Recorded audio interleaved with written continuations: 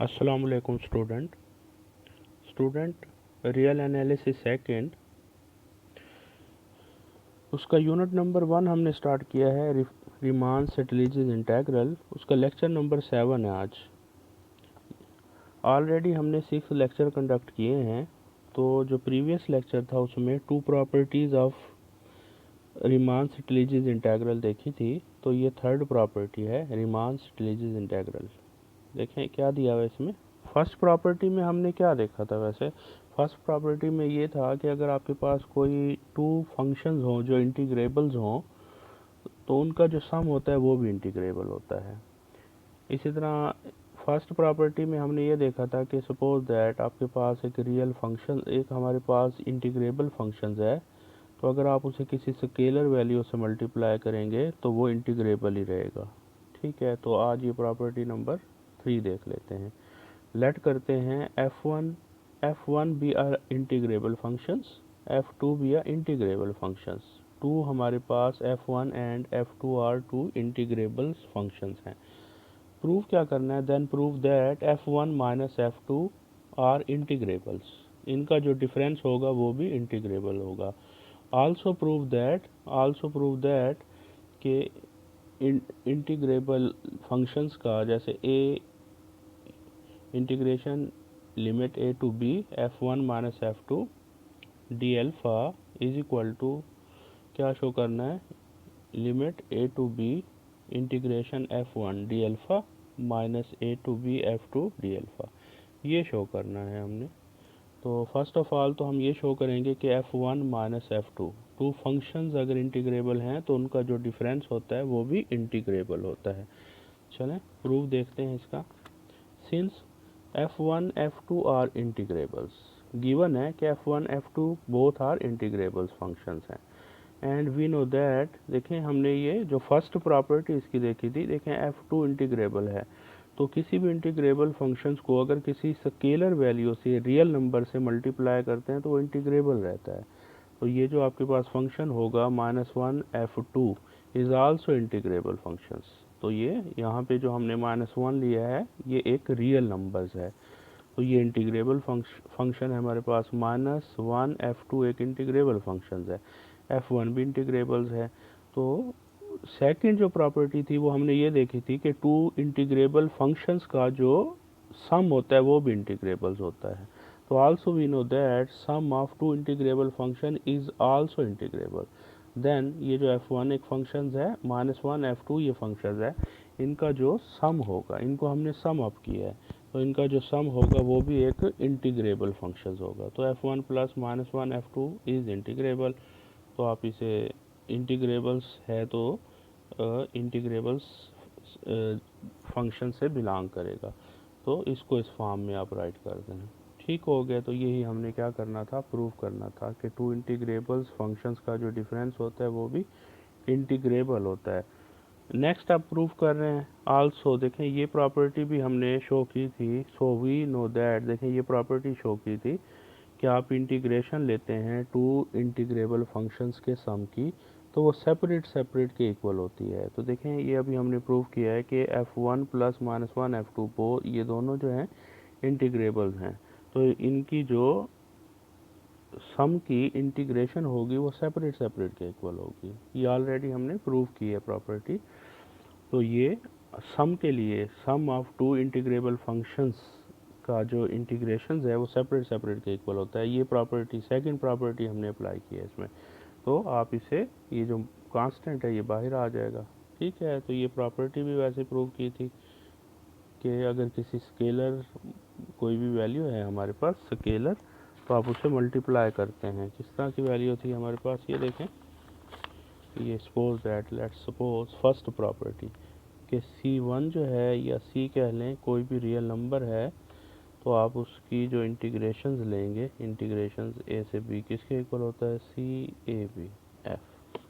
ठीक हो गया, बिकॉज f इज़ इंटीग्रेबल। तो ये प्रॉपर्टी हमने यहाँ पे यूज़ की है।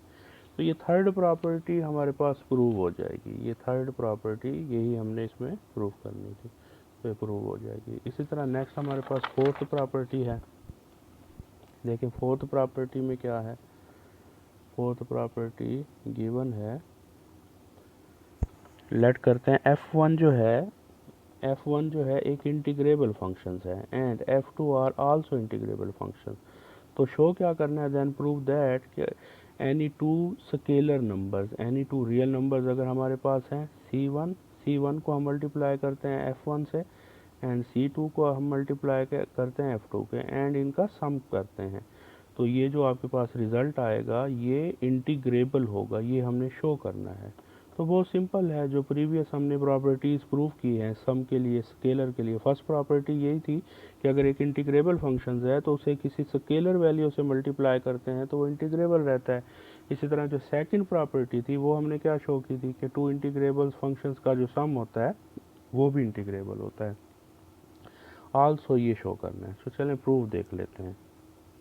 प्रूफ है हमारे पास, since f1 f2 are integrables, f1 f2 both are integrables functions, तो by first property of Riemann Stieltjes integral कि किसी भी इंटीग्रेबल फंक्शंस को स्केलर वैल्यू से रियल वैल्यू से मल्टीप्लाई करते हैं कांस्टेंट वैल्यू से तो वो इंटीग्रेबल रहता है। तो C1 F1 एक इंटीग्रेबल होगा, इस तरह C2 F2 इंटीग्रेबल होगा, और यहाँ पे जो C1 C2 हैं ये कोई रियल नंबर्स हैं। ठीक हो गया, तो ये आपके पास दोनों फंक्शन जो हैं ये इंटीग्रेबल हैं। एंड सेकंड प्रॉपर्टी क्या थी कि कोई से टू इंटीग्रेबल फंक्शंस का जो सम होता है वो भी एक integrable. Also we know that sum of two integrable function is integrable. तो ये दोनों इंटीग्रेबल हैं तो इनका सम क्या आ जाएगा, इंटीग्रेबल आ जाएगा। तो ये इंटीग्रेबल सेट से बिलोंग करता है, ये हमारा प्रूव हो जाएगा। चलें नेक्स्ट हमारे पास इसका सेकंड पार्ट हम देख लेते हैं। आल्सो ये भी हमने प्रूव किया था कि आपके पास कोई से टू इंटीग्रेबल्स फंक्शंस हैं तो उनका अगर आप इंटेग्रल लेते हैं सम का तो वो सेपरेट के इक्वल है, because C1 F1 C2 F2 ये दोनों जो हैं ये इंटीग्रेबल्स फंक्शंस हैं, तो इनका जो सम का इंटेग्रल होगा वो सेपरेट के इक्वल होगा। एंड फर्स्ट प्रॉपर्टी ये हमने प्रूव की थी, क्या प्रॉपर्टी थी हमारे पास, देखें कि f इंटीग्रेबल है, C एनी कांस्टेंट वैल्यू है, रियल वैल्यू है, तो इंटीग्रेशन सी एफ की किसके इक्वल होती है, सी एफ के इक्वल होती है। तो ये प्रॉपर्टी हम इसमें यूज़ कर लेंगे तो क्या रिज़ल्ट हमारे पास आ जाएगा, ये प्रॉपर्टी हम इसमें यूज़ करेंगे तो ये प्रॉपर्टी ये यूज़ कर लेते हैं। तो ये देखें ये C1 C2 बाहर आ जाएगा एंड यही हमने प्रूव करना था। नेक्स्ट हमारे पास ये भी प्रॉपर्टी है, प्रॉपर्टी नंबर 5 है। देखें क्या दी हुई है इसमें कि इफ़ टू अगर इंटीग्रेबल्स फंक्शंस है, F1 F2 इंटीग्रेबल्स फंक्शंस है, F1 जो है वो less than equal to F2 है, both F1 F2 are integrable function, then prove that, prove क्या करेंगे कि इफ़ इंटीग्रेबल्स फंक्शन है दोनों F1 F2 से लेस देन इक्वल हैं तो इनका जो इंटेग्रल होगा वो भी सेम प्रॉपर्टी को सेटिस्फाई करेगा। मीन के इस पे अप्लाई अगर हम इंटीग्रेशन करेंगे तो इस पे कोई इफेक्ट नहीं होगा, इनइक्वालिटी चेंज नहीं होगी, ये हमने शो करना है। चलें प्रूफ देख लेते हैं। गिवन ये है कि F1 लेस देन इक्वल है F2 से, ठीक है, तो F1 को अगर हम उस साइड पे शिफ्ट कर दें तो क्या आ जाएगा, F2 माइनस F1, ये ठीक है, तो वो side greater, F2 minus F1 greater than equal to 0, integration apply की है तो क्या आएगा, सेपरेट इंटीग्रेशन अप्लाई कर दें तो इस वैल्यू को हमने उधर शिफ्ट कर दिया एंड ये रिज़ल्ट आपके पास आ गया। यही हमने क्या करना था, प्रूफ करना था। ये स्मॉल सा एक प्रॉपर्टी है हमारे पास। नेक्स्ट हमारे पास प्रॉपर्टी नंबर 6 है। प्रॉपर्टी नंबर 6 क्या कहती है, देखें प्रॉपर्टी नंबर 6 में कह रहे हैं if f is continuous, f continuous and non negative, f जो है ए बी हमारे पास जो क्लोज्ड इंटरवल है उसमें डिफाइन है, f जो है इस क्लोज्ड इंटरवल में कॉन्टीन्यूस है।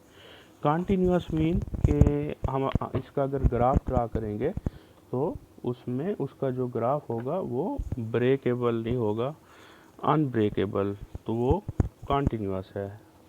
इसका जो ग्राफ अगर हम लेंगे हर वैल्यू पे कोई ना कोई वैल्यू हमें फंक्शन इंटरवल्स की कोई भी वैल्यू लेते हैं हम इसमें पुट करते हैं तो कोई ना कोई हमें फाइनाइट आंसर मिलता है।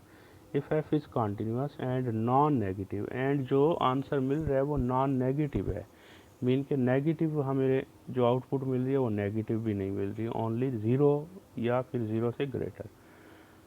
शो क्या करना है, प्रूव दैट, ये हमने शो करना है कि इसका जो इंटेग्रल होगा ज़ीरो होगा if and only if F of x it self क्या हो, zero. If and only if है, तो अगर ये हम लेंगे तो ये शो करेंगे कि एफ ऑफ एक्स ज़ीरो है, तो एफ ऑफ एक्स अगर ज़ीरो लेंगे तो ये शो करेंगे। चलें देख लेते हैं इसका प्रूफ में देखें क्या दिया हुआ है।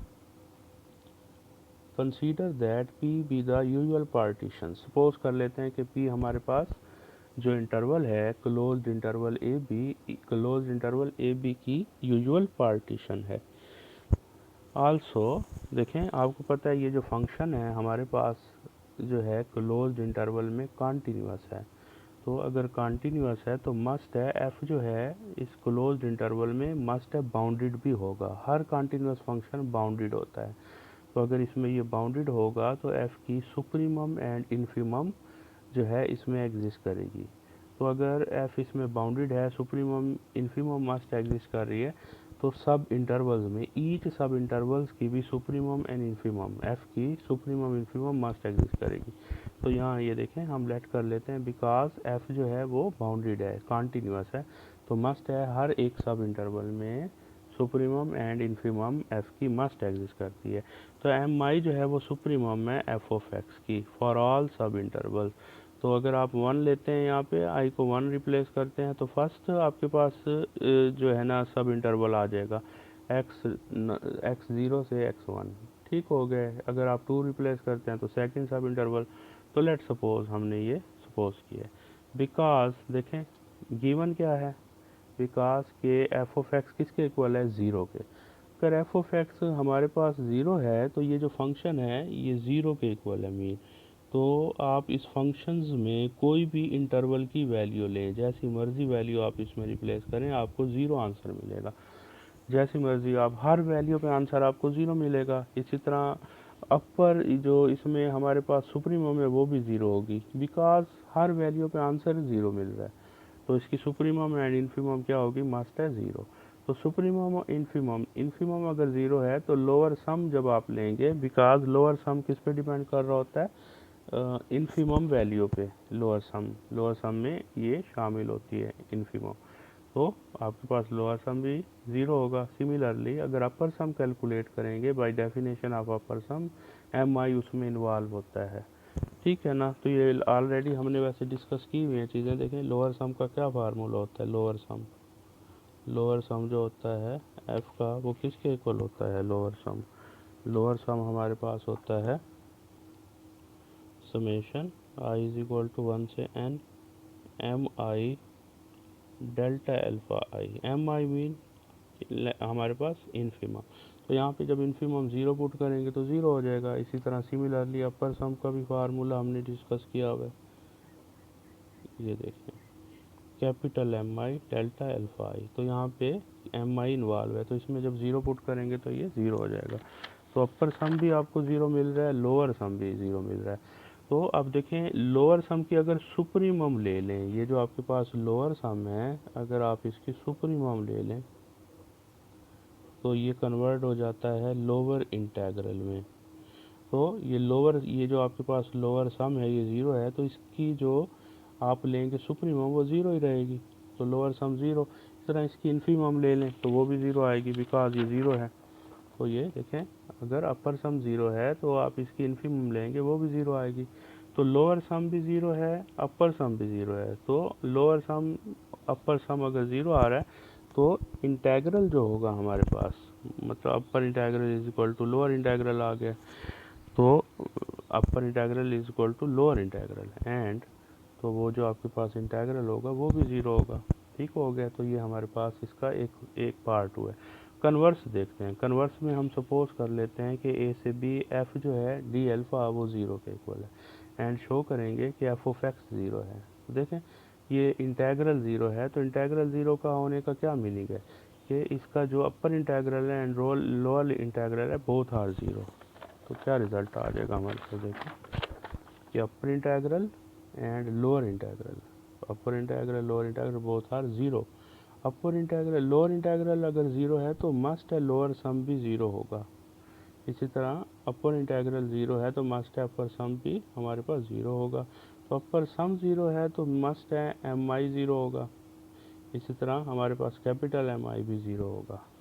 एंड अगर किसी भी फंक्शंस की, ये देखें इसका क्या मीनिंग है कि आपके पास कोई भी फंक्शन है जिसकी इन्फिमम भी ज़ीरो है एंड उसकी सुप्रीमम भी ज़ीरो है, तो वो जो फंक्शन होगा वो इज इक्वल टू ज़ीरो होगा, बिकॉज ओनली यही फंक्शन है। कोई भी आप इंटरवल लेते हैं, जैसे लेट सपोज हम एक इंटरवल ले लेते हैं 1 से 5 एंड x जो है बिलोंग करता है इस इंटरवल से। आप यहाँ पे जो भी वैल्यू रिप्लेस करें आपको रिजल्ट क्या मिल रहा है, ज़ीरो। मीन के इसकी इन्फीमम भी ज़ीरो है, सुप्रीमम भी ज़ीरो है। तो किसी भी फंक्शंस की अगर सुप्रीमम इन्फीमम ज़ीरो हो तो मस्ट है वो फंक्शन किस तरह का होता है, वो ज़ीरो फंक्शन होता है।